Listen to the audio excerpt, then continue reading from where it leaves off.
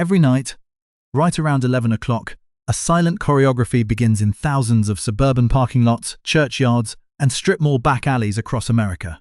It's the moment the engines cut out, the moment the headlights go dark.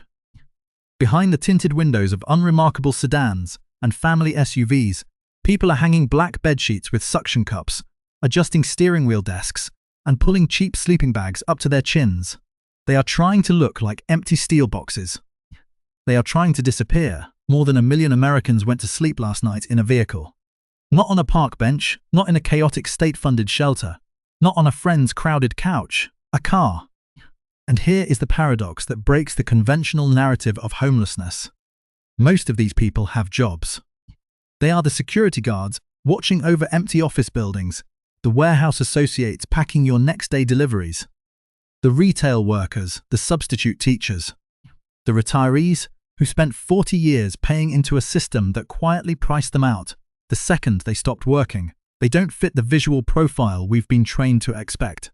They don't look like the evening news B-roll of urban encampments. And that invisibility is entirely by design. If you are living in your car, being noticed is the ultimate threat. It means a municipal citation you can't afford. It means a predatory tow truck hauling your only asset to an impound lot. For a mother, it means a potential knock from Child Protective Services. So you develop a survival routine. You never park in the same spot twice. You rotate between 3 different suburban neighborhoods. You buy a gym membership, not to lift weights, but to use the shower at 5 in the morning before anyone else arrives, scrubbing away the smell of a cramped back seat before driving to your shift. This is the shadow economy of survival. And the federal government is actively choosing not to see it. Every year, the Department of Housing and Urban Development conducts its point-in-time count. It's a highly publicized, single-night snapshot meant to quantify the scale of American homelessness. Volunteers with clipboards walk the streets, counting people sleeping on sidewalks, under overpasses, or registered in emergency shelters. But they do not knock on the fogged windows of a legally parked minivan. They do not count the family tucked away in the back of a church lot. By HUD's own methodology, if you have a roof over your head, even if that roof is made of sheet metal and sits on 4 balding tires, you are frequently classified as unsheltered, but functionally missed by the very systems designed to allocate federal aid. This statistical blind spot shapes every policy decision, every budget, and every local ordinance that follows. We are fighting a crisis using data that is fundamentally designed to minimize its existence, and the math behind this crisis is relentless. Let's look at the numbers. Imagine you earn $15 an hour. In much of America, that is still considered a decent entry-level wage. Working 40 hours a week, you bring home roughly $2,600 a month before taxes. But the average rent for a modest 1-bedroom apartment in any major metropolitan area has climbed past $1,500. Landlords don't just look at your pay stub. They require your gross income to be at least 3 times the monthly rent. To qualify for that $1,500 apartment, you need to show an income of $4,500 a month. You aren't locked out because you made bad financial decisions. You aren't locked out because you lack work ethic. You are locked out because the basic algebraic formula of American survival no longer computes. The gap between what the economy pays and what shelter costs has become an impassable chasm. The car is not a stepping stone. It is a financial gravity well. Once you descend into it, escaping becomes exponentially more expensive than staying inside. Without a kitchen, you eat expensive convenience food. Without laundry, you pay coin-op rates.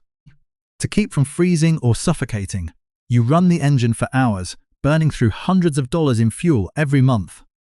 You are paying a premium just to remain poor. We have built a society where the entry fee for basic human dignity is higher than the median wage of the people who keep that society running.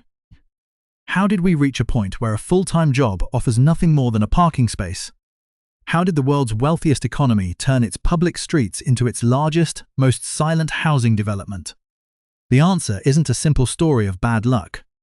It is a blueprint of deliberate economic choices, geographic traps, and a housing market that was engineered to fail the very people who built it. To understand how we got here, we have to look at the structural collapse that started decades ago. To understand why a vehicle has become the last line of defense against the street, we have to look at how America built itself into a corner. This is not a sudden, unpredictable failure of the housing market. It is the logical consequence of policy decisions dating back over a century.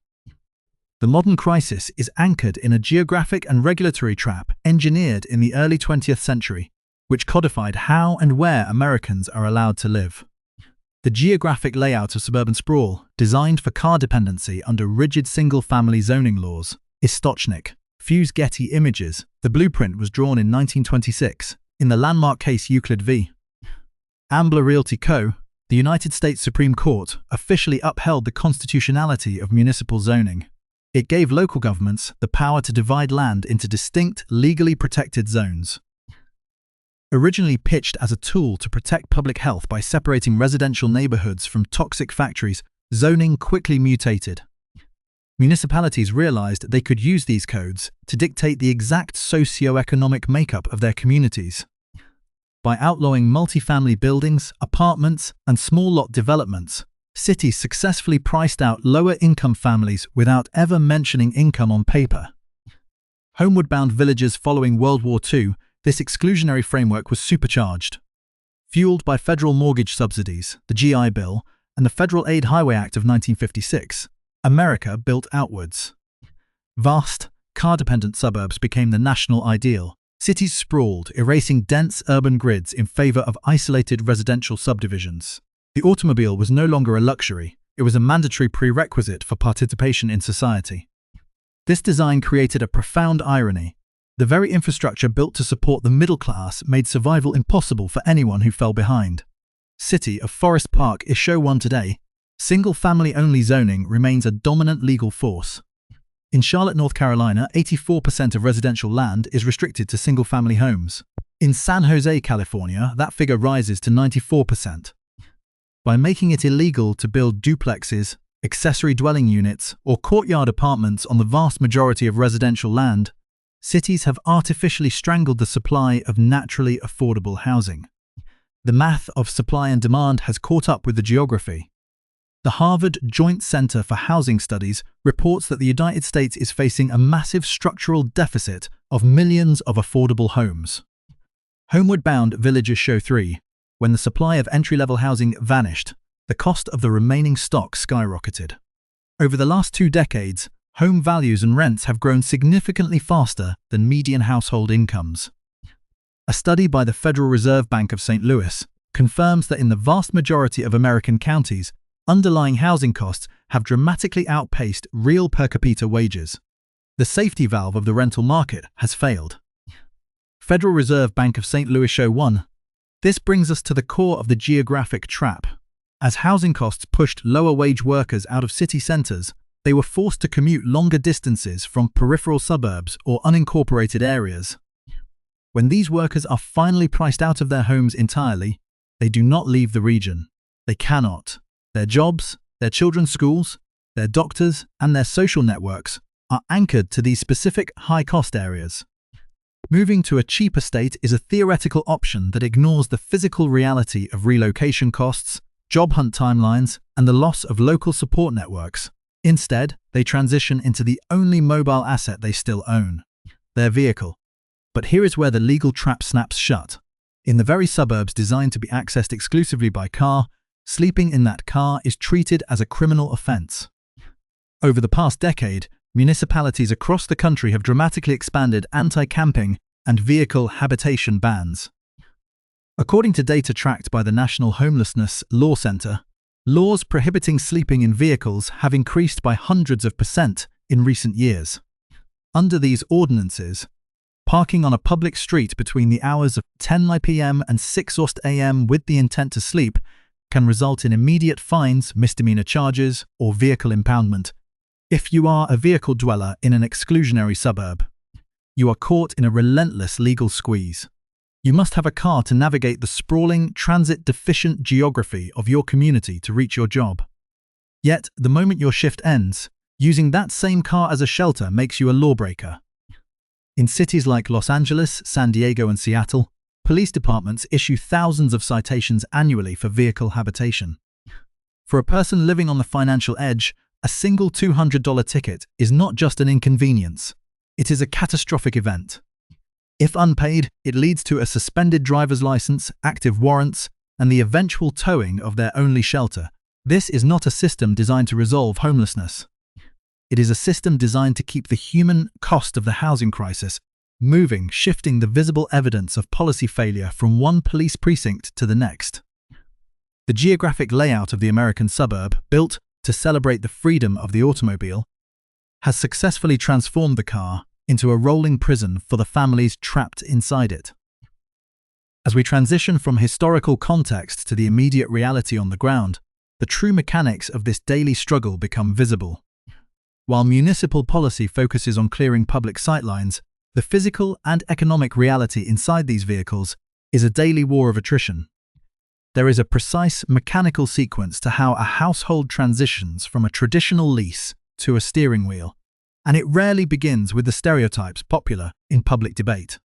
It begins with the absolute mathematical breakdown of the working-class budget, a reality that has intensified as economic pressures mount. According to data from the Bureau of Labor Statistics, the cost of basic necessities, food, energy, and transportation has remained highly elevated relative to wage growth. For a family living near the median income line, these inelastic expenses act as a quiet tax. When the cost of electricity, groceries, and gasoline rises, the housing budget is squeezed. A household spending 50% of its net income on rent has no safety margin.